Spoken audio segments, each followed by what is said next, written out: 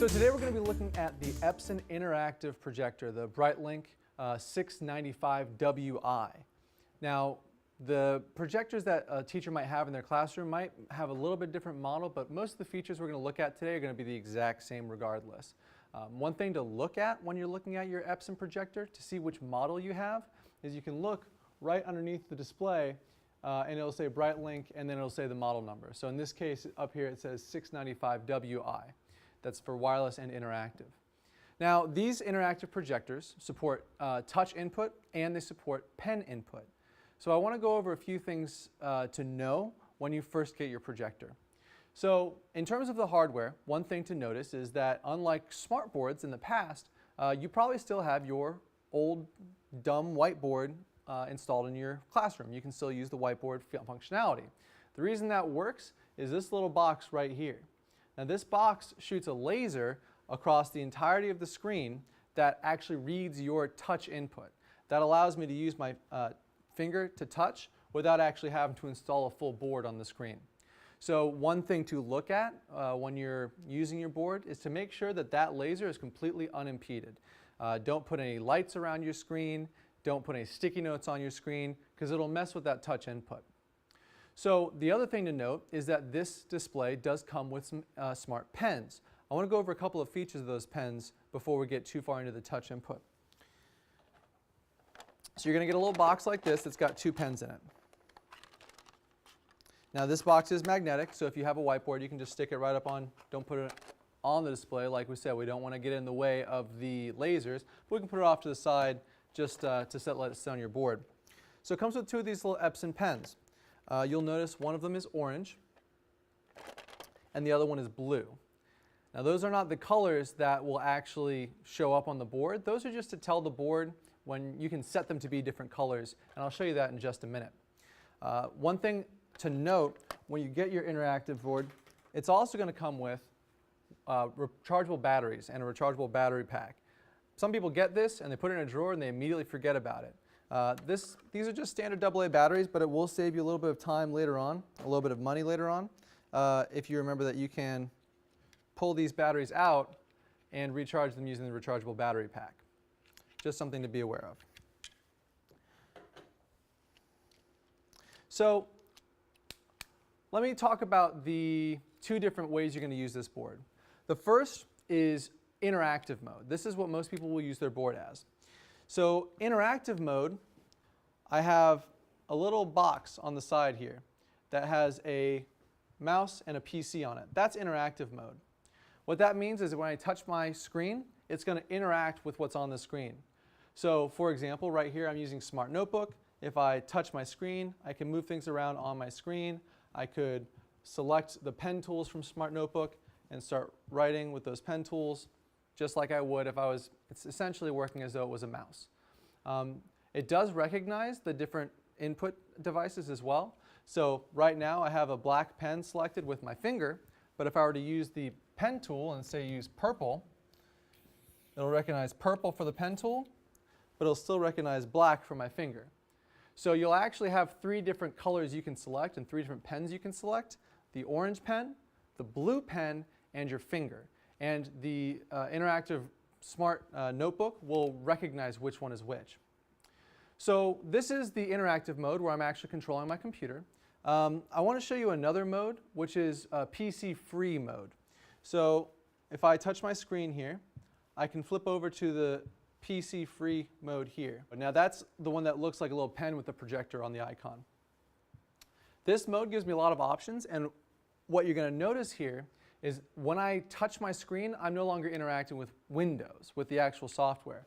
I'm writing on top of it. So if I were to select, say, this red pen here, I'm actually writing on top of it. There's no way when I'm in PC free mode to actually control my Windows machine. I'm not going to be able to close Windows or anything like that. So if you're trying to use your interactive projector and you're able to draw, but you can't close anything, you can't interact with the programs the way you expect to with a touchscreen, make sure you're not in PC free annotation mode. Now one of the nice things about PC free mode is you actually don't even have to have a computer hooked up to use it. Let me show you what that looks like.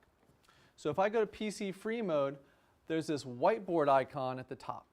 So this little arrow will pull out my menu and I have all my different controls for my PC free mode.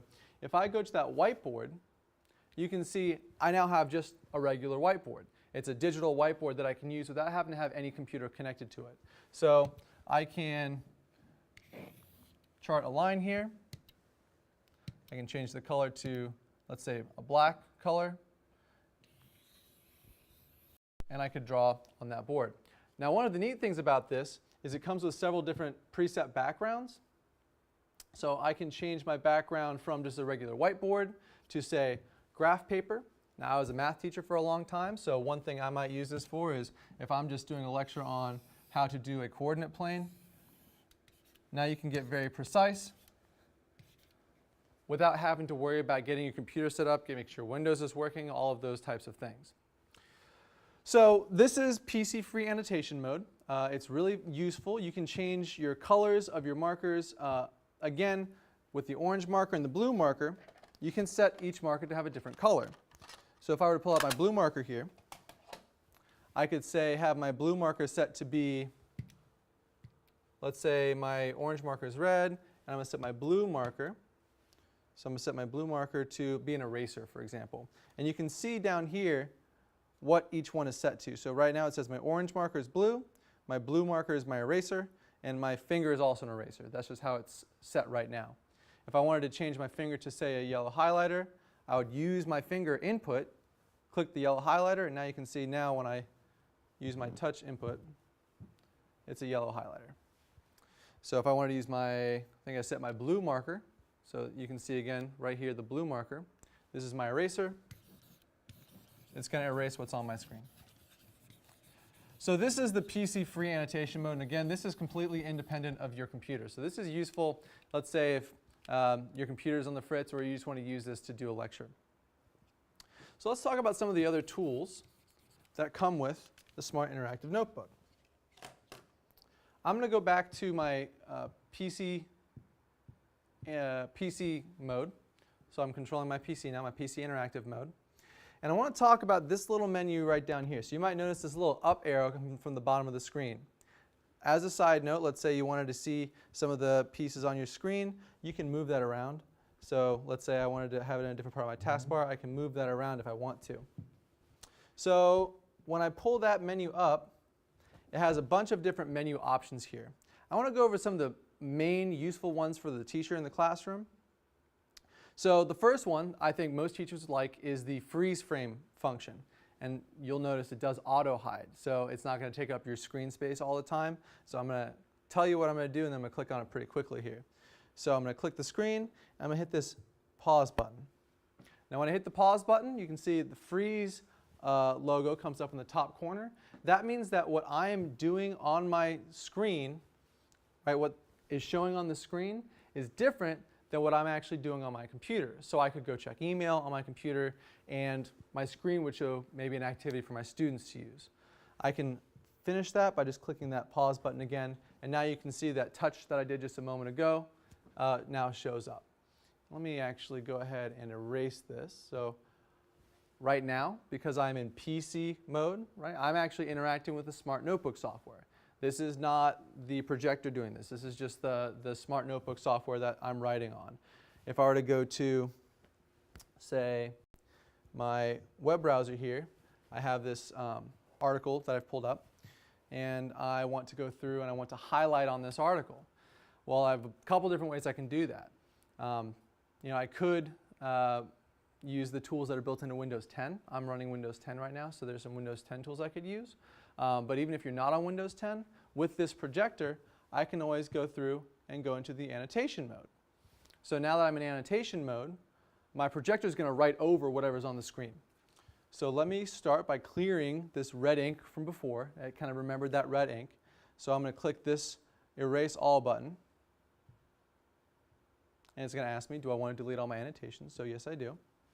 And now I might ask my students, so I've got my yellow highlighter for my finger input, and I say, okay, well, the number of female students taking advanced placement tests could be counted on one hand in 9 states. So I might want to highlight this information right here.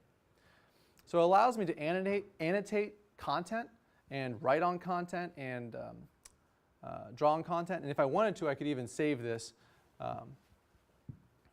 to my computer.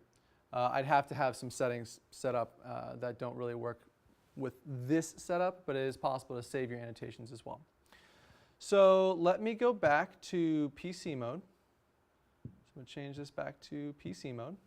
And I want to show you a couple of other features from this little Epson BrightLink toolbar here. So one of my favorite features, one of the coolest features for me, is that it comes with a built-in timer.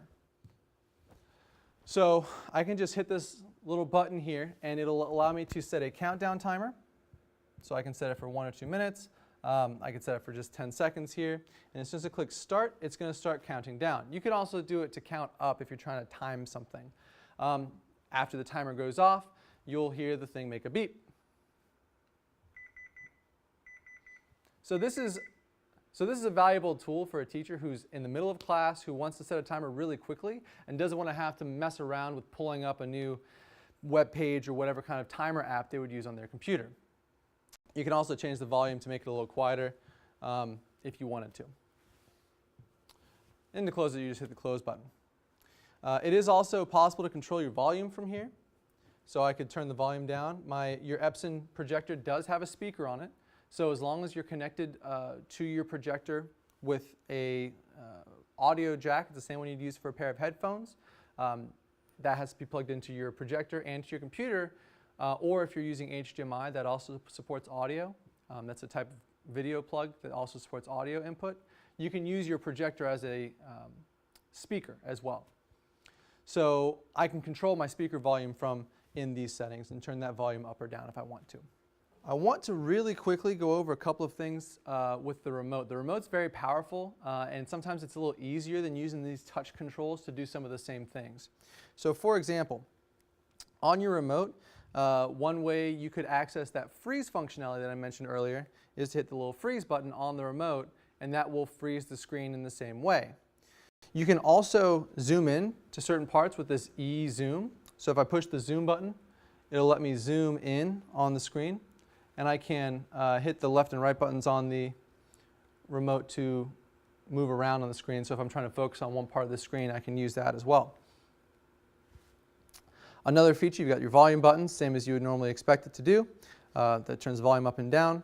It also has a pointer, which is kind of neat. If I hit the pointer button, you can see there's a little blue pointer now. So I can walk around my classroom instead of having to be up at the board, which we try and avoid. We want to be walking around the classroom. I can use this to annotate things, and not to annotate, but to point out things on the screen just by holding the remote control. It has a lot of setting controls as well. So one thing you can do is change the pen mode. So this is probably one of the easiest things to use this for. You might have noticed as I'm clicking on here, sometimes I have to pull this menu up and switch back and forth. It's a little easier to use this pen mode button, and that just automatically will change from pre-annotation mode and back to PC interactive mode. So to recap, the number one most important thing when you're using your interactive smartboard, in my opinion, is to remember the difference between annotation mode, which is where you're writing over the screen and not controlling anything. That's PC-free annotation mode. And PC interactive mode, which is when you're going to actually control your computer. There's lots of things these projectors can do, and there's even more features that I wasn't able to get into today, but they're very, very powerful, and they can really improve your instructional practice if used the right way.